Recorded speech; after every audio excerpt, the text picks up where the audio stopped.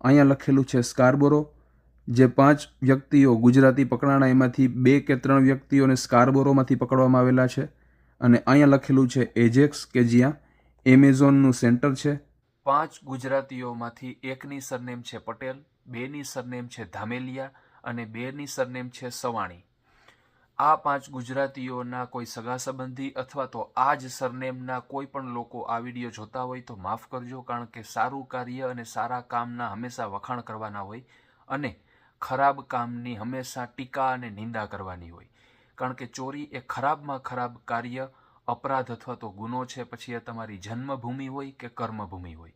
લાખો કરોડો રૂપિયાનો ખર્ચ કરીને તમારા મા બાપ તમને ભારતમાંથી બહાર વિદેશમાં મોકલે છે કે જેથી કરીને તમે ત્યાં સારું ભણતર મેળવો, સારો અનુભવ મેળવો અને તમારું સારું ભવિષ્ય બને.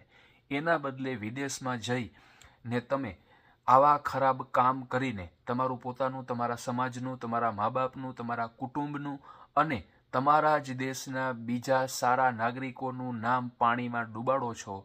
તો આવું કામ કરવાને બદલે આવા લોકોએ શરમથી પાણીમાં ડૂબીને કેનેડાના એમેઝોનમાં ચોરી થઈ અને 5 ગુજરાતીઓને પકડવામાં આવેલા એના બધા વિડીયો જોઈ લેજો. આવી માહિતી એક પણ વિડીયોમાં તમને નહીં મળે, એટલે આ વિડીયોને વધારેમાં વધારે ગુજરાતીઓ સાથે શેર કરજો. તો વિડીયો જોવા આવેલા આપણા બધા ભાઈઓ બહેનો, મિત્રો અને વડીલોને રામ રામ, મહાદેવ, જય શ્રી કૃષ્ણ, સીતારામ અને જય માતાજી.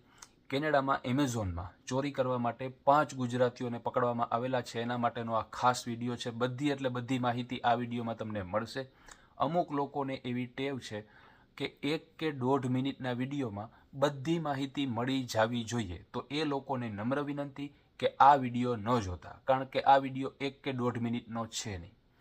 હું બધા વિડીયોમાં એવી ટ્રાય કરું છું કે બધી માહિતી વિસ્તારથી આપું કે જેથી કરીને એક પણ માહિતી બાકી ન વધે અને એ માહિતી જોવા માટે તમારે બીજાના વિડીયો જોવા ન પડે. તો આ ચોરીની બાબતમાં સોશિયલ મીડિયા ઉપર તમને હજારો વિડીયો એવા મળી જશે કે જેમાં 5 વિદ્યાર્થીઓ ઊભા હોય, આજુબાજુમાં પોલીસ ઊભા હોય, એક રૂમ હોય જેમાં ફ્લોર ઉપર મોટા મોટા એમેઝોન લખેલા બોક્સ પડેલા હોય. એક સરખા જ બધા વિડીયો તમને જોવા મળશે. આપણે નકલ કે કોપી કરવાની ટેવ નથી, એટલે હું તમને નવી જ માહિતી આજના આ વિડીયોમાં આપીશ કે જેથી કરીને તમને બધી વાતની ખબર પડે. મોટાભાગના લોકો એવું વિચારતા હોય કે વિદેશમાં મોટા મોટા શોરૂમ, મોટી મોટી દુકાનો હોય એટલે ત્યાં કોઈનું ધ્યાન ન પડે એ રીતે ધીમેકથી કંઈક પણ વસ્તુ તમે ખીચામાં કે બેગમાં નાખી લ્યો તો આરામથી ચોરી થઈ જતી હોય. તો મિત્રો તમારો એ વહેમ છે, કારણ કે જે રીતે તમે ઇલેક્ટ્રોનિક વસ્તુ લેવા માટે બજારમાં જાઓ છો, કરિયાણું લેવા માટે બજારમાં જાઓ છો, એ રીતે આખી દુનિયામાં એમેઝોનની એક પણ દુકાન કે એક પણ શોરૂમ નથી કે જ્યાં જઈને તમે વસ્તુની ખરીદી કરો. એમેઝોન છે એ આખી એક ઓનલાઈન ફેસિલિટી છે. તમે તમારી મનગમતી વસ્તુઓ ઓનલાઈન ઓર્ડર કરો અને ઓર્ડરમાં નક્કી કરેલા સમય પ્રમાણે એમેઝોન એ વસ્તુ તમે લખેલા એડ્રેસ ઉપર મોકલી આપે છે. આ એમેઝોનમાં ચોરી થઈ એના બધા વિડીયો જોઈ લેવાની છૂટ. ખુલ્લી ચેલેન્જ આપું છું કે જે હું અત્યારે માહિતી આપીશ એવી માહિતી તમને એ એક પણ વિડીયોમાંથી નહીં જોવા મળે, એટલે ધ્યાનથી સાંભળજો.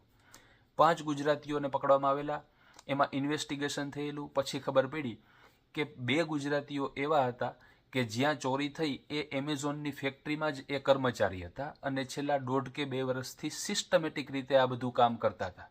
હવે સિસ્ટમેટિક રીતે ચોરી કઈ રીતે થાય, ધ્યાનથી સાંભળજો. અને બધા લોકોને ખબર હશે કે હું કેનેડા રહું છું, તો એમેઝોનમાં મેં ડ્રાઇવિંગની જોબ પણ કરેલી છે અને કેનેડાના એમેઝોનમાં બીજી ઘણી બધી જોબ હોય છે જે મેં કરેલી છે, એટલે મને ખબર છે કે એમેઝોન કઈ રીતે કામ કરે છે. એ માહિતી હું આપું છું, ધ્યાનથી સાંભળજો. આખા કેનેડામાં અલગ અલગ સિટીમાં, અલગ અલગ રાજ્યમાં થોડા થોડા અંતરે ઘણા બધા એમેઝોનના ફેક્ટરી અને વેરહાઉસ આવેલા છે. એનો એક જ મેઇન ટાર્ગેટ હોય છે કે આપણા બધા કસ્ટમર છે એ જેટલી પણ વસ્તુઓનો ઓનલાઈન ઓર્ડર કરે છે એ ઝડપથી એને ઘરે મળી જાય અને એ લોકો કાયમને માટે આપણા કસ્ટમર બનેલા રહીએ. તો હું જે જગ્યાએ રહું છું, મારું એક એડ્રેસ છે, મારો એક પોસ્ટલ કોડ છે. જે વસ્તુનો હું ઓનલાઈન ઓર્ડર કરીશ એ મને લાગતું વળગતું મારી નજીકનું જે કંઈ એમેઝોનનું ફેક્ટરી કે વેરહાઉસ છે ત્યાં એ ઓર્ડર જવાનો છે એ મને પણ ખબર છે. મેં એ લોકેશન જોયેલું પણ છે કે મારી નજીકમાં કયું એમેઝોન છે. તો એ લોકો ચેક કરશે કે આ ભાઈએ જે વસ્તુનો ઓનલાઈન ઓર્ડર કરેલો છે એ આપણે ત્યાં છે, તો મોકલી દો 3 કે 4 દિવસમાં જ એના ઘરે. હવે માની લ્યો કે 15 કે 20 દિવસ પછી મને કોઈ વસ્તુનો ઓનલાઈન ઓર્ડર ઘરે મળતો હોય તો હું ક્યારેય મગાવવાનો જ નથી. 15 કે 20 દિવસ તમે રાહ જોવો. તો એવી જ રીતે 100 કે 200 કિલોમીટર દૂર કોઈ રહેતું હોય, એનો પોતાનો પોસ્ટલ કોડ હોય, પોતાનું એડ્રેસ હોય, એ એમેઝોનની એક જ વેબસાઇટ હોય. બધાની વેબસાઇટ અલગ અલગ ન હોય, એક જ વેબસાઇટ એમેઝોનની હોય છે. તો 200 કિલોમીટર જે વ્યક્તિ દૂર રહે છે મારાથી, એનું પોતાનું એડ્રેસ, પોતાનો પોસ્ટલ કોડ અલગ હોય. એ એમેઝોનમાં કંઈક પણ ઓર્ડર કરે તો એની નજીકમાં જે એમેઝોનની ફેક્ટરી અથવા તો વેર હાઉસ છે ત્યાં એ ઓર્ડર જશે, કે જેથી કરીને એની ઓર્ડર કરેલી વસ્તુ ઝડપથી કુરિયર દ્વારા અથવા તો ગાડી દ્વારા અથવા તો જે રીતે વસ્તુ મોકલાતી હોય એમ ઝડપથી એમેઝોન એના ઘરે મોકલી શકે. તો આ રીતે એમેઝોનનું કામ અને એમેઝોનનો ટાર્ગેટ હોય છે કસ્ટમરને રાજી રાખવા માટે. તો હવે થાય કેવું કે 5 કે 6 વ્યક્તિઓનું ગ્રુપ છે, એમાંથી 2 કે 3 વ્યક્તિઓ કસ્ટમર બની ને એમેઝોનમાં કોઈ વસ્તુનો ઓર્ડર કરે છે. એને ખબર છે કે એની નજીકનું એમેઝોનનું વેરહાઉસ કે ફેક્ટરી કઈ છે અને ત્યાં એના ઓળખીતા અથવા તો એ ગ્રુપમાંથી 2 વ્યક્તિઓ ત્યાં નોકરી કરે છે.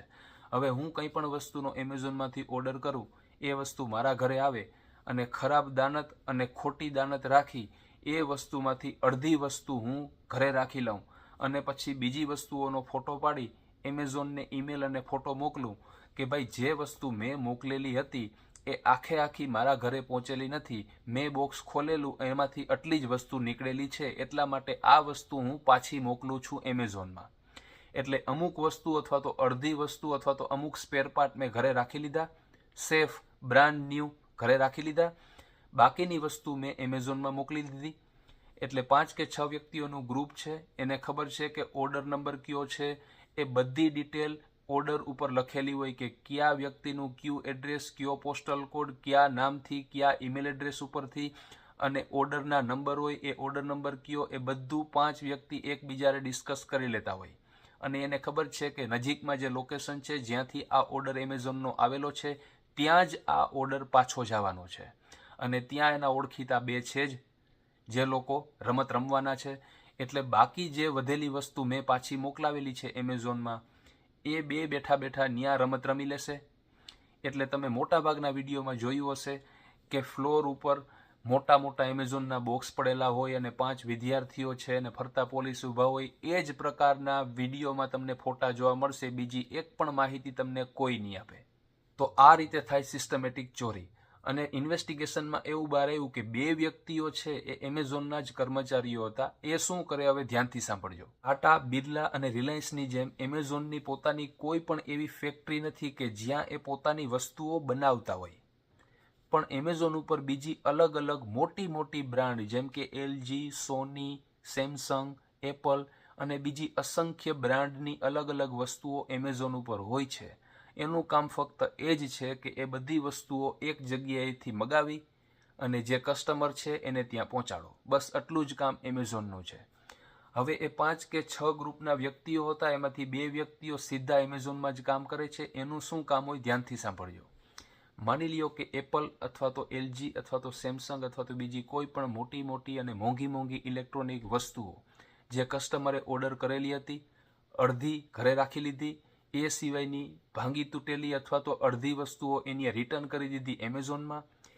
એ બધી વસ્તુઓની નોંધણી કરવાની, કયા કારણથી પાછી આવી, કયા લોકેશન ઉપરથી પાછી આવી, કયા વ્યક્તિએ પાછી મોકલી, એ ઓર્ડર નંબર શું હતો, ઓર્ડરમાં ખામી શું હતી, એ બધી વસ્તુની ડિટેલ્સ એને કોમ્પ્યુટરમાં રેકોર્ડ કરવી પડે.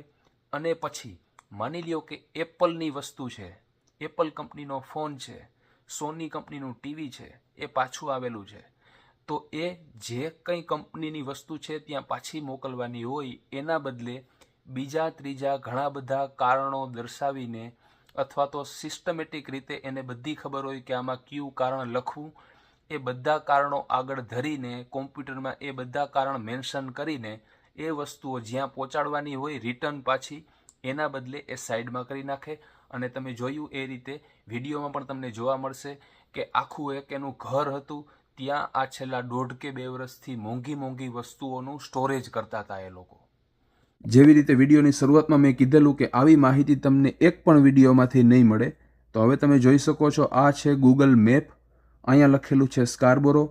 જે 5 વ્યક્તિઓ ગુજરાતી પકડાણા એમાંથી 2 કે 3 વ્યક્તિઓને સ્કાર્બોરોમાંથી પકડવામાં આવેલા છે. અને અહીંયા લખેલું છે એજેક્સ, કે જ્યાં એમેઝોનનું સેન્ટર છે. અહીંયા એજેક્સ લખેલું છે, એ સિટીનું નામ છે. અને રિપોર્ટમાં આખું ઇન્વેસ્ટિગેશન થયેલું, એમાં તમે હમણાં વિડીયો આવશે, બધી ડિટેલ નામ સહિત કે કેટલા વ્યક્તિઓ પકડાણા. તો આ એમેઝોનનું સેન્ટર છે. એમાં એડ્રેસ હતું સેલેમ રોડ. તો આ રોડ છે, તમે વાંચી શકો છો, સેલેમ રોડ. આ રોડ ઉપર આવેલું છે એમેઝોન. આ જેટલા માણસો કામ કરતા હોય એનું ગાડીઓનું પાર્કિંગ છે આખું. અને જેટલા પણ લોડ આવતા હોય મોટી મોટી વસ્તુઓના, તો એ લોડ સહિત બધા ટ્રકને અંદર બહાર નીકળવા માટેનો આ રસ્તો છે. અને સાઈડમાં તમે જુઓ છો આ બધા ટ્રેલર પડેલા છે 53 ફૂટના અને અલગ અલગ સાઇઝના. તો આ બધા ટ્રક છે, તમે જોઈ શકો છો. અને અહીંયા આખો સ્ટોરેજ એરિયા છે. આ બધા ટ્રેલર છે, અમુક લોડેડ હોય, અમુક ખાલી હોય. તો આ ટ્રકનો એરિયા છે અને એ લોકોને બહાર નીકળવા માટે પાછો અહીંયાથી રસ્તો છે, બરાબર. તો આ એજેક્સ સિટીમાં આવેલું એમેઝોન છે કે જ્યાં આ ચોરી થયેલી છે. એટલે મેં તમને કીધું એમ અલગ અલગ સિટીમાં, અલગ અલગ રાજ્યોમાં થોડા અંતરે એમેઝોનના ઘણા બધા વેરહાઉસ અને આવી રીતે સેન્ટર આવેલા હોય છે કે જેથી કરીને બધા લોકો જે વસ્તુઓનો ઓર્ડર કરે એ ઝડપથી એના ઘરે પહોંચી જાય. તો આ છે એજેક્સ અને આ છે અહીંયા સ્કારબોરો, જે તમને જોયું તમે, આ સ્કારબોરો, બરાબર. તો આવી રીતે નજીકના એમેઝોનમાંથી 5 ગ્રુપમાંથી 2 કે 3 વ્યક્તિઓ એકબીજાના ઓળખીતા હોય અને નક્કી કરી લેતા હોય કે આ એમેઝોનમાં જ આપણો ઓર્ડર જવાનો છે, અને પછી એ લોકો અંદરો-અંદર રમત રમી અને સિસ્ટમેટિક રીતે ચોરી કરતા હોય છે. હવે તમને હું આખો વિડીયો બતાવીશ કે નામ સહિત કોણ 5 વ્યક્તિઓ હતા અને એ અલગ અલગ 5 વ્યક્તિઓ ઉપર કેટલા આરોપો લાગેલા છે. વિડીયો સારો લાગે તો વધારેમાં વધારે શેર કરજો. આખી ડિટેલ અને પૂરેપૂરી માહિતી સાથે આ વિડીયો બનાવવાની મેં કોશિશ કરેલી છે કે જેથી કરીને તમને બધી વસ્તુઓ સમજાય.